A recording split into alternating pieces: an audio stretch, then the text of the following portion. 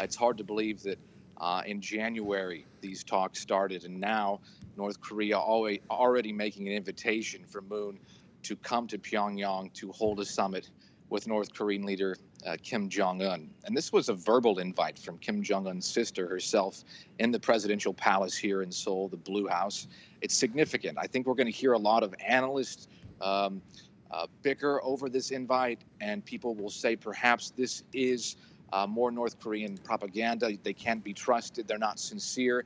But the way I see it, both sides could lose face over such a massive meeting. So the North Koreans, it appears, are reaching out with a serious intent, and Moon will have to really consider his moves here in the next few weeks. Yeah, and on that note, Washington's still at odds with Pyongyang. What's the wider context here? It's not just going to be the North and South that are going to resolve these tensions.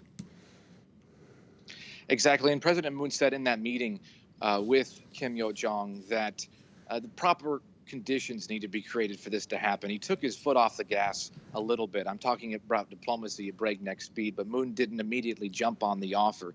And as you said, the U.S. is going to have a hand in this, and he'll have to talk with his allies in Washington to discuss what his next steps are going to be. And I have a feeling that the Trump administration is going to flat out say, you can't go. We can't give Kim Jong-un an audience unless preconditions are met that please Washington.